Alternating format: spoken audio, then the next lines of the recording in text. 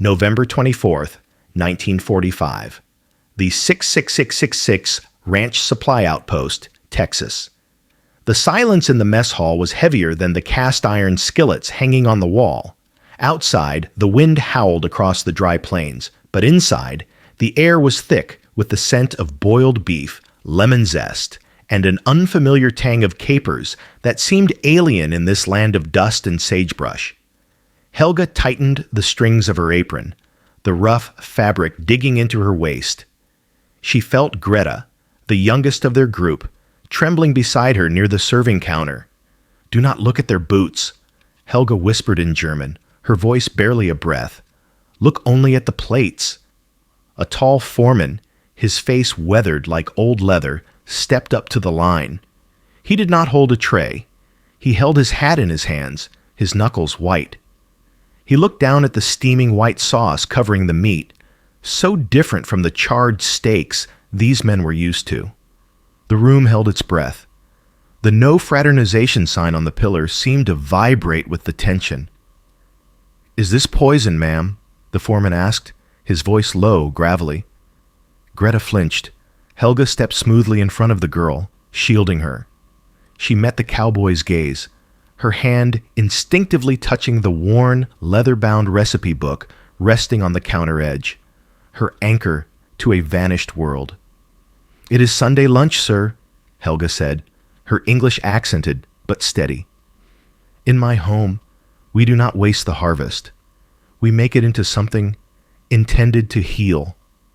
She held the ladle out, a silent offering suspended between two enemies. 3 weeks earlier, Camp Hearn, Texas. The canvas flaps of the army truck parted, revealing a world that looked nothing like the verdant hills of Bavaria, nor the stone-paved streets of Paris where they had been captured. This was Texas. An endless ocean of red dust and scrub brush, baking under a sun that felt less like a celestial body and more like a physical weight pressing down on their shoulders. Helga Muller stepped down first, her boots sinking an inch into the dry earth. She reached back to help Greta, whose face was pale and streaked with road grime. "Steady," Helga murmured in German. "Stand tall. Do not let them see you stumble." Around them, 4 other women climbed out, blinking against the harsh glare. They wore the gray, improvised uniforms of prisoners, marked with the inevitable PW stenciled on the back. But Helga had made sure their collars were straight, their hair pinned back severely. Dignity was the only possession the Americans hadn't confiscated. "Move it along," a corporal shouted, pointing his baton toward a low-slung wooden building that radiated heat like an oven. "Kitchen detail. Inside. Now." Helga adjusted her grip on her small canvas bag.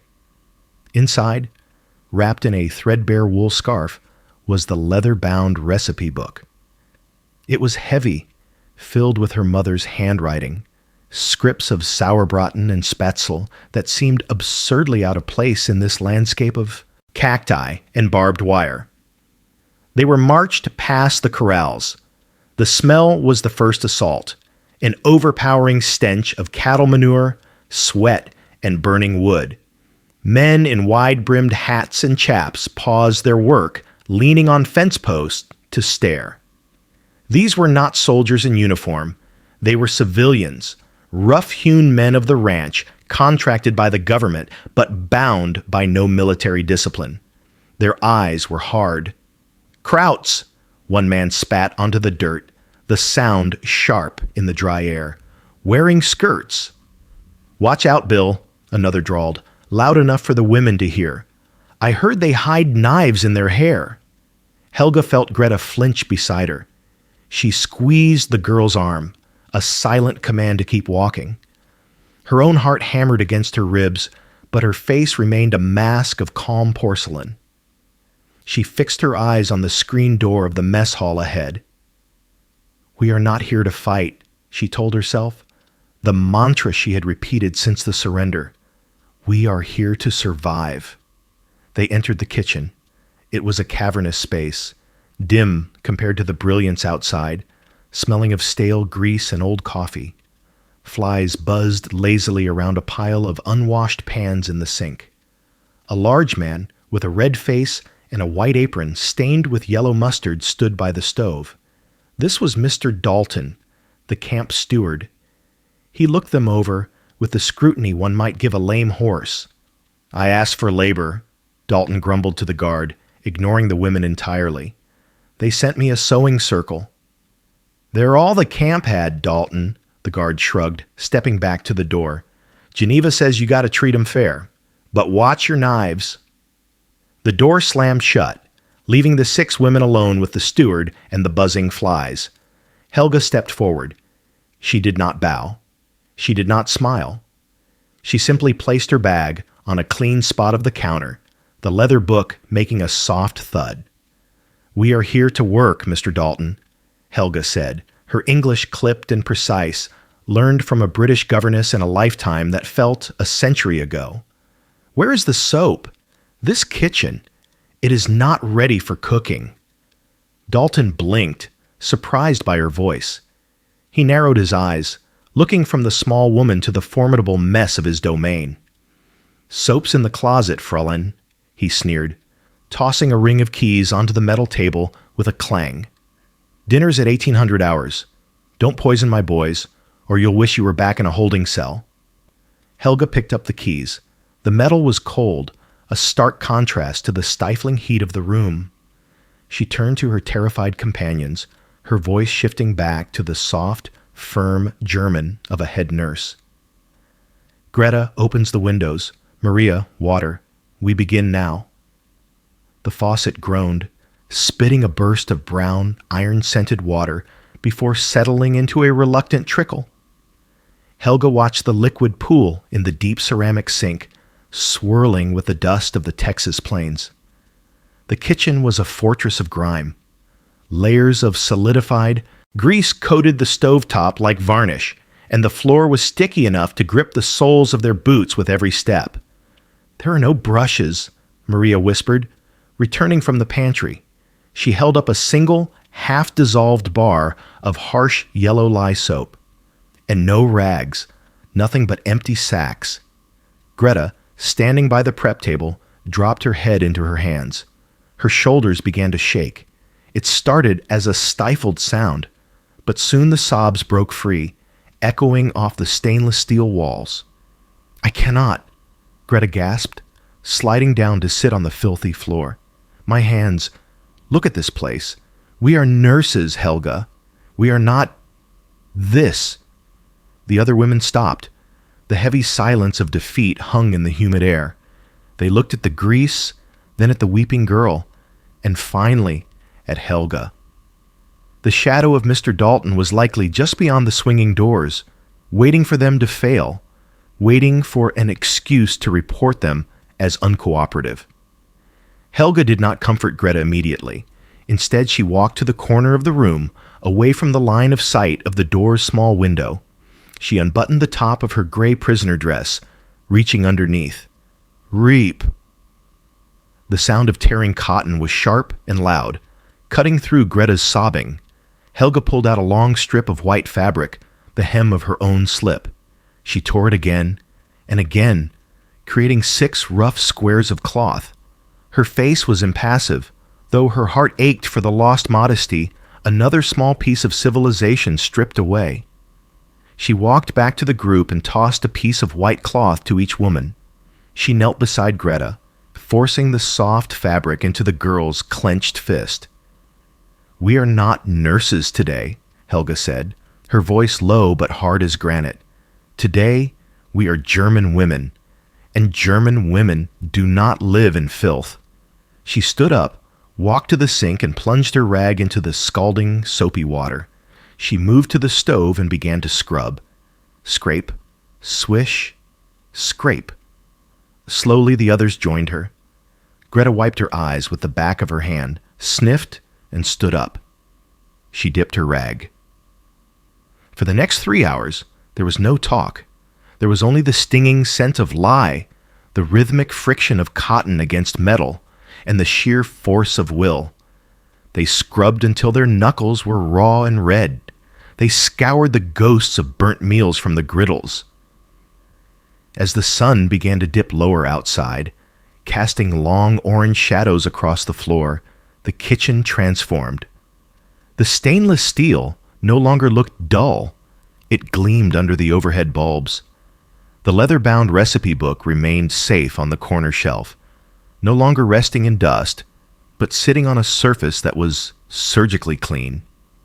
Helga straightened her back, wincing at the stiffness in her spine. She looked at her reflection in the polished side of a soup cauldron. She looked tired, her hair fraying at the temples, but the kitchen was ready. "Prepare the onions," Helga ordered softly. Outside, the dinner bell rang. The smell of powdered eggs was unmistakable, a sulphurous, flat odor that hung heavy in the pre-dawn air. Helga stood behind the serving line, her hands folded in front of her fresh white apron. The kitchen behind them was spotless, a testament to their labor the night before, but the dining hall beyond the pass-through window felt like a lion's den waiting to wake up. "Remember," Helga whispered to the line of women, "eyes down, ladle, serve, next, do not engage." At 05:30, the double doors swung open. They came in a wave of denim and dust, 40 men who had likely been awake for an hour already. The noise was immediate, the scrape of boots on wood, the clatter of tin trays, and the low rumble of morning voices that cut off abruptly as they approached the serving line. The first few men took their food in silence, grabbing the trays with calloused hands and moving on. But the tension thickened as the line progressed. A young cowboy with a scar across his chin stopped in front of Greta. He looked at the scoop of yellow eggs she placed on his plate, then up at her face. He didn't move. "Is this what you fed them in the camps?" he asked, his voice loud enough to silence the room. "Is this why my brother came back weighing 90 pounds? Greta's hand trembled, the ladle clattering against the metal rim of the steam table. "Sir, don't speak to me," the man snapped. With a sudden violent jerk of his wrist, he shoved the tray back. The metal lip caught the edge of the counter, flipping the contents. Hot coffee and yellow eggs splattered across Greta's uniform and onto the floor. "I don't eat slop served by Nazi witches." The mess hall went deadly silent. Even the air seemed to freeze. Mr. Dalton, standing in the corner, crossed his arms but made no move to intervene. This was the test. Helga felt the heat rise in her chest, a flash of indignation that she quickly smothered under layers of discipline. She stepped sideways, placing her body between the cowboy and the terrified girl. Her hand brushed her pocket, feeling the hard rectangular outline of the leather-bound recipe book against her hip. It grounded her. "Greta, step back," Helga said, her voice devoid of emotion. She did not look the cowboy in the eye. Instead, she walked around the counter, out into the dining area. She knelt on the floor at the man's boots. The humiliation was sharp, biting like the lye soap they had used yesterday, but she did not hesitate. She used a rag to wipe the eggs from his boots, then began gathering the spilled food. "I apologize for the mess, sir," Helga said to the floorboards. "We will bring a fresh tray immediately." The cowboy looked down at the woman kneeling in the dirt. The aggression seemed to drain out of him, replaced by an awkward confusion. He wasn't fighting a soldier. He was bullying a cleaning woman. He muttered something unintelligible, stepped around her, and walked to a table. Helga finished cleaning the spot. She stood up, her knees aching, and returned behind the line. "Next, please," she said, lifting a new tray. Her hand was steady. Saturday afternoon brought a dry heat that baked the walls of the supply shed until the wood groaned. Helga stood by the loading dock, wiping her forehead with the back of her wrist. Sunday lunch was the only ritual the Cowboys respected. It was the one meal where the unspoken truce of full bellies, quiet mouths was supposed to hold. But as the supply truck rattled into the yard, coughing black smoke, Helga knew the truce was in danger. The driver, a lanky boy with oil-stained hands, hopped down and shook his head at Mr. Dalton. "Axle snapped on the main reefer unit 10 miles back, boss. This is all I could salvage from the local butcher in town. It ain't prime." Dalton kicked the crate that was slid onto the dock. The lid clattered off, revealing the contents. It was a disaster. There were no steaks. There were no roasts. Instead, there was a heap of trimmings, tough, sinewy chunks of beef full of gristle, intended for grinding or dogs. Beside it sat crates of bread that had gone hard as stone, likely day-old loaves from a bakery in the next county. "Damn it," Dalton spat, tipping his hat back. "They'll tear the mess hall apart. Just boil it down, Helga. Make a stew. Boil it until it's gray mush and cover it with pepper. Maybe they won't notice." He walked away, defeated. Helga stared at the meat. The smell was metallic and gamey. To follow Dalton's order would be easy. A stew required no skill, only time and water. But she knew what stew meant to the men in the dining hall. It meant prison slop. It meant the Germans were lazy. It meant the enemy didn't care. She reached into her apron pocket and pulled out the leather-bound recipe book. The cover was warm from her body heat. She didn't need to read the pages to know the recipe. She needed to touch it to remember who she was. Her mother had once hosted dinners in Hamburg when meat was scarce during the First War. "Refinement," her mother had said, "is not about what you have, but what you do with it." Helga looked at the rock-hard bread, then at the tough meat. "We do not make stew," she said aloud, though only the flies heard her. She turned to Greta, who was eyeing the meat with distaste.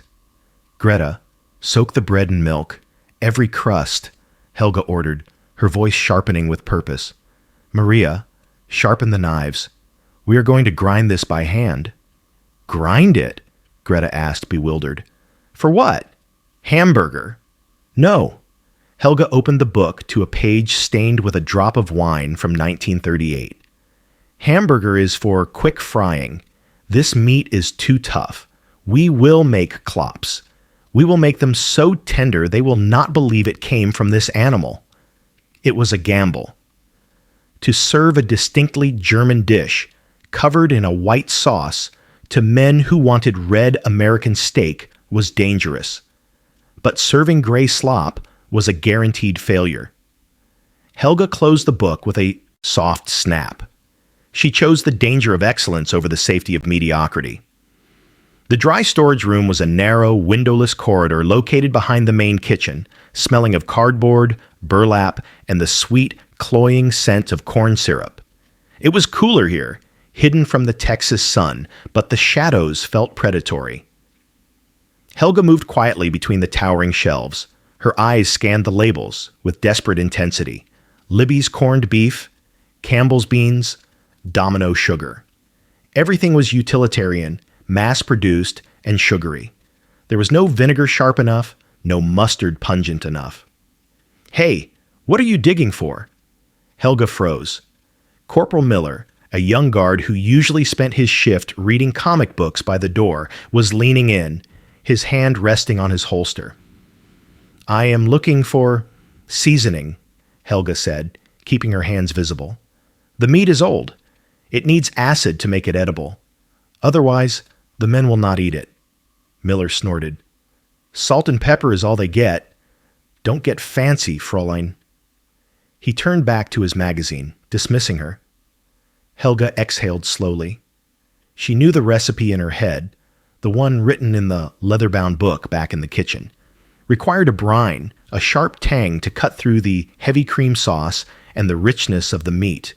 Without it, the Königsberger Klopse would just be heavy balls of dough. It would be a failure. She ventured deeper into the back of the storeroom, where the dead stock was kept, items sent by government contractors that no one on the ranch knew how to cook. The dust here was thick, coating her fingertips in gray velvet. She moved a crate of dried lima beans aside. Behind it, pushed against the wall, was a small wooden box, half rotted. Helga knelt, her heart beating against her ribs like a trapped bird. She brushed aside the cobwebs and lifted a small glass jar. She squinted in the dim light. The label was faded, peeling at the corners, but the script was elegant. Imported nonpareil capers. It was a miracle. A relic from before the war, perhaps, or a misdirected shipment from a gourmet supplier meant for an officer's mess in Washington, not a cattle ranch in the middle of nowhere. She held the jar up. The small green buds floated in the brine like suspended emeralds. To the Americans, this was weird, pickled trash. To her, it was the taste of the Baltic Sea, the flavor of Sunday dinners in a life that no longer existed. She stood up and walked back to Miller, holding the jar out openly. "Corporal," she said, "may I use this? It is expired, I think, but useful." Miller squinted at the jar. "Capers? What the hell is a caper? Looks like pickled peas." He waved his hand dismissively. "Take it. Nobody here eats that garbage. Save me the trouble of throwing it out." Helga clutched the cool glass against her chest. She walked back toward the kitchen, her step lighter than it had been in months. She had the meat, she had the bread, and now, against all odds, she had the soul of the dish. The meat grinder was a heavy, cast-iron beast bolted to the prep table, but it was dead. The internal screw was seized with rust, refusing to turn no matter how hard Maria pushed the handle. "Leave it," Helga said, inspecting the pile of tough beef trimmings. "We do it the old way." She laid out the heaviest cutting boards they could find. She handed each woman 2 heavy chef's knives. "We mince," Helga instructed, demonstrating the motion. "Cross-cut, fast, until it is a paste. Think of it not as meat, but as velvet we are weaving." For the first hour, the only sound was the chaotic, discordant clatter of steel hitting wood. It was grueling work. The beef was full of silver skin and gristle that resisted the blade, requiring force behind every stroke. The heat in the kitchen climbed as the ovens preheated for the bread. Sweat ran down Helga's back, soaking her gray uniform. By the second hour, the fatigue set in. The women's movements grew sluggish.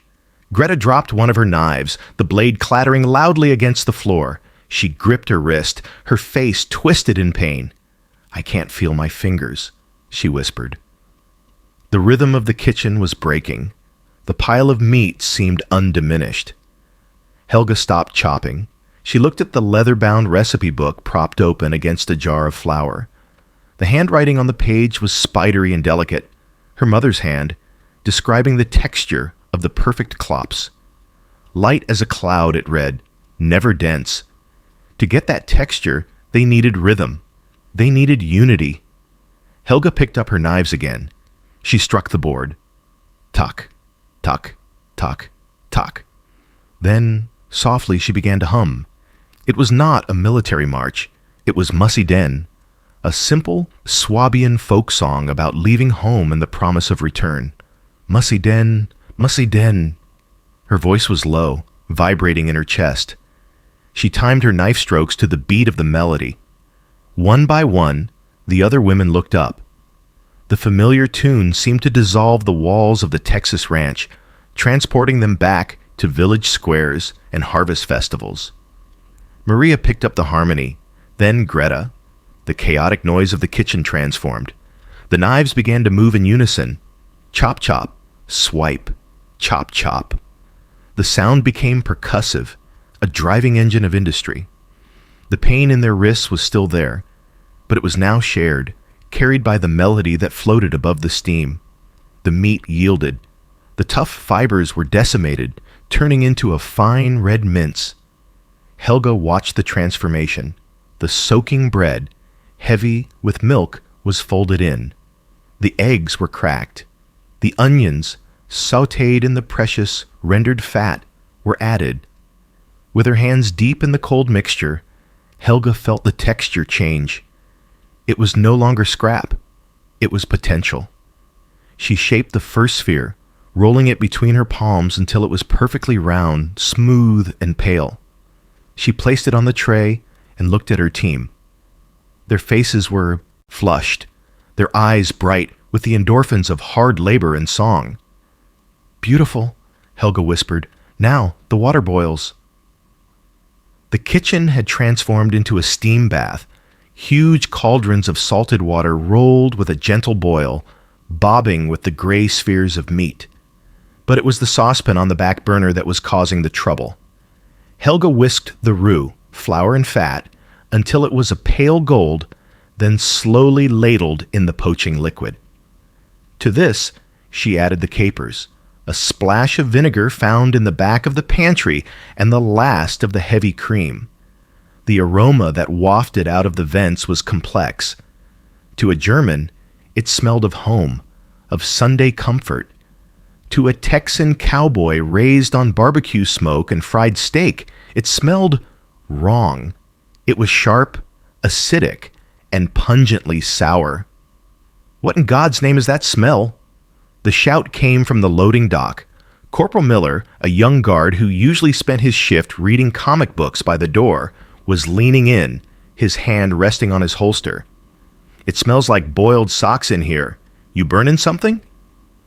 Before Helga could answer, the double doors to the dining hall swung open with a violent crash.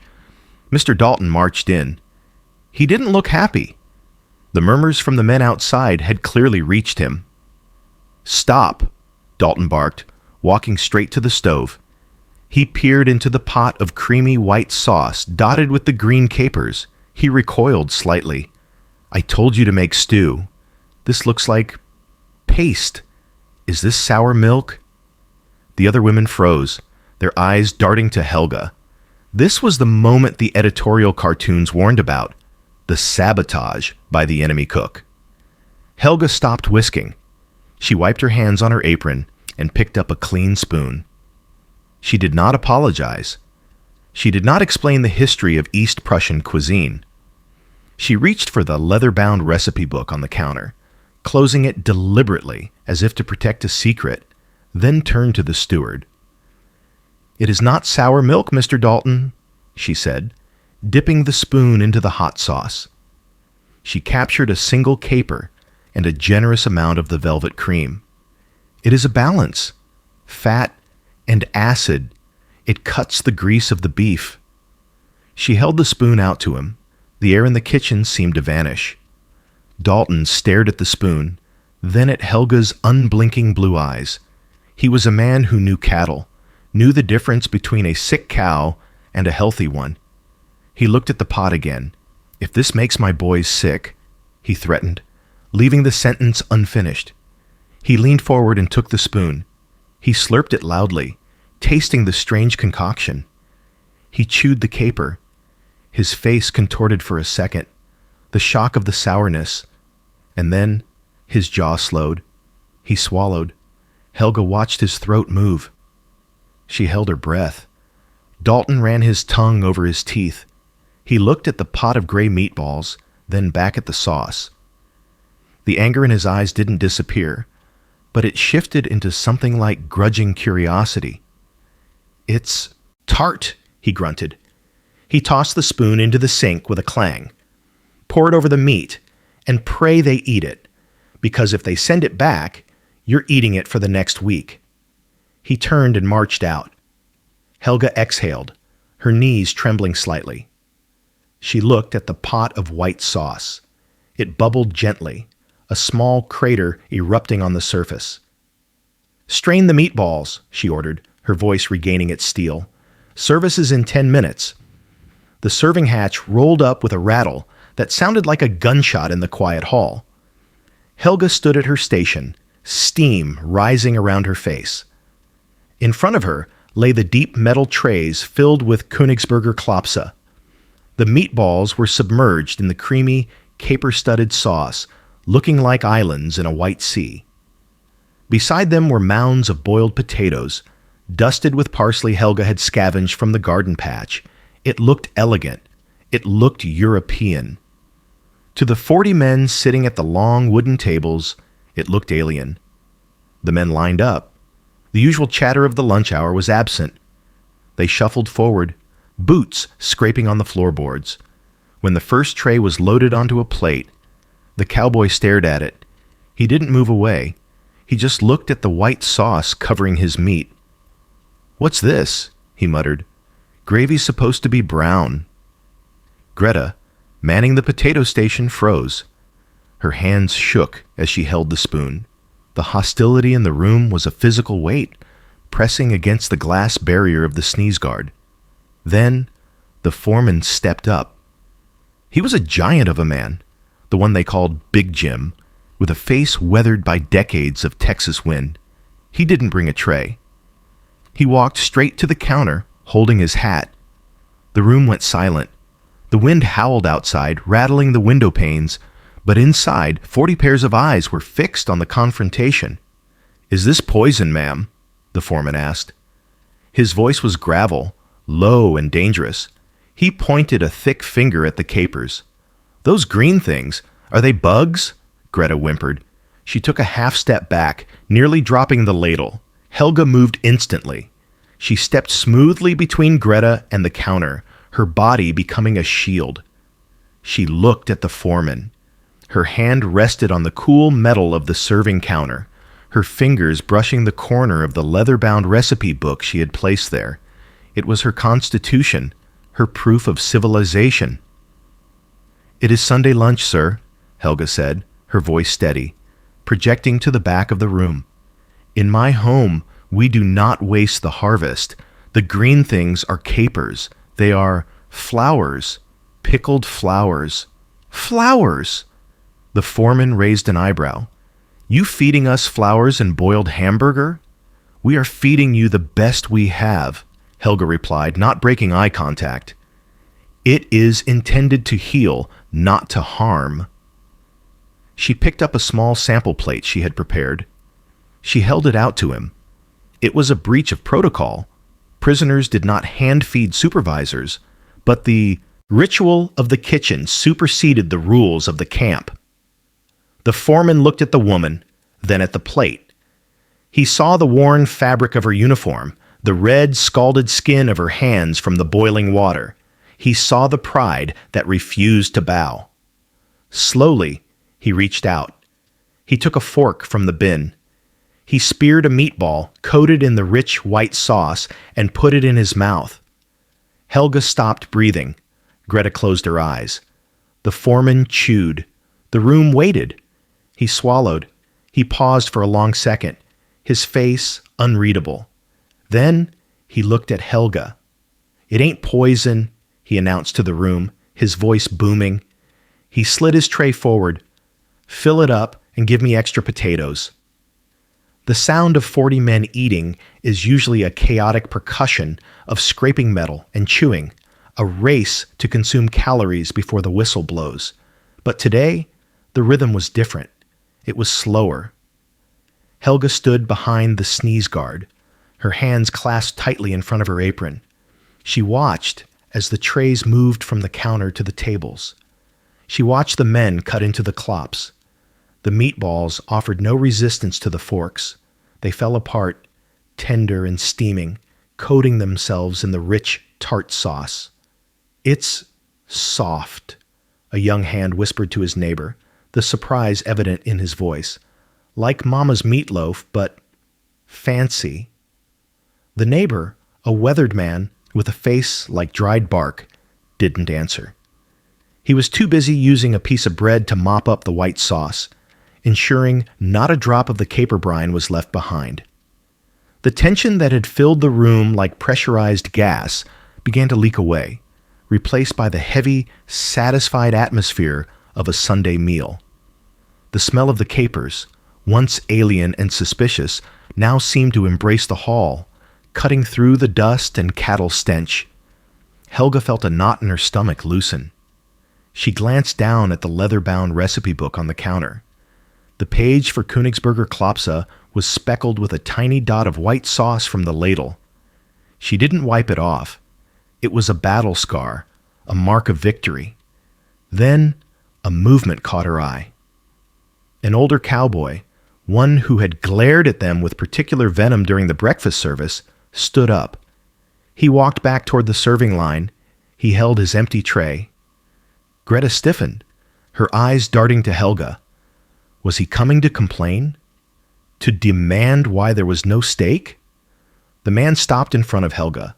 He looked at the empty bread basket on the counter. He looked at Helga, really seeing her for the first time. Not as a prisoner number, not as a political symbol, but as the woman who had just cooked the best meal he had eaten in 4 years. "Ma'am," he said. The word hung in the air, weighted with a begrudging respect. "We're out of bread." Helga reached for the reserve basket she had kept warm under a cloth. She could have just shoved it at him.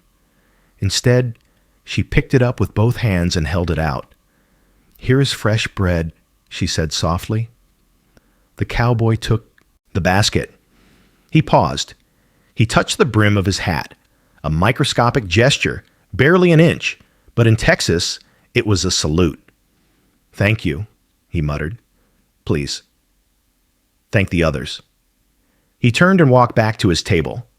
Helga felt a sudden sting in her eyes. It wasn't forgiveness. She knew these men still hated her nation, and she knew the war had dug graves too deep to be filled by a single lunch. But in this moment, over a plate of meatballs and white sauce, they were just people. Hungry people and people who fed them. By 13 Og, the trays came back to the washing window. They were not just empty. They were polished clean. There was no waste, no discarded poison. Helga picked up the leather-bound book and slipped it back into her pocket. It felt lighter now. The transfer orders came on a Tuesday, carried by the same corporal who had once guarded the pantry with a comic book in his hand. "Pack up," Miller said, leaning against the doorframe of the kitchen. "Truck leaves in 20 minutes. You're going back to Camp Hearn. Repatriation processing starts next month." It was abrupt. It was military. Helga looked around the kitchen. It was no longer the grease-stained dungeon they had entered in November. The stainless steel shone with a dull, clean luster. The cast-iron skillets hung in disciplined rows. The air smelled of yeast and clean soap, not rot.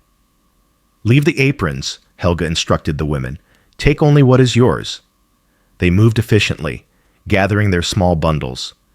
Greta looked at the stove, then at Helga. "Should we say goodbye to them? To Mr. Dalton?" "No," Helga shook her head. "We are prisoners, Greta. We do not say goodbye. We just leave." But as she packed her bag, Helga paused.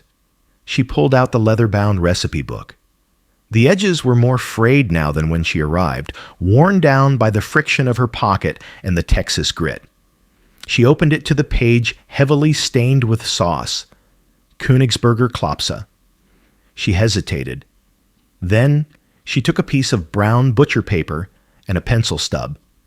Leaning on the prep table, she wrote quickly in English, "Meat, grind twice. Bread, soak in milk, not water. Capers, add at the end. Do not boil the sauce too hard." She tore the paper and placed it under the salt shaker on the main chopping block. It was a small legacy, a ghost of German culture left behind in a cowboy kitchen. She slipped the leather book into her bag, securing the strap. They walked out into the blinding afternoon sun. The truck was waiting, engine idling, spewing exhaust into the clear air. Work on the ranch didn't stop for them. Men were branding calves in the distance. The sound of lowing cattle filled the air.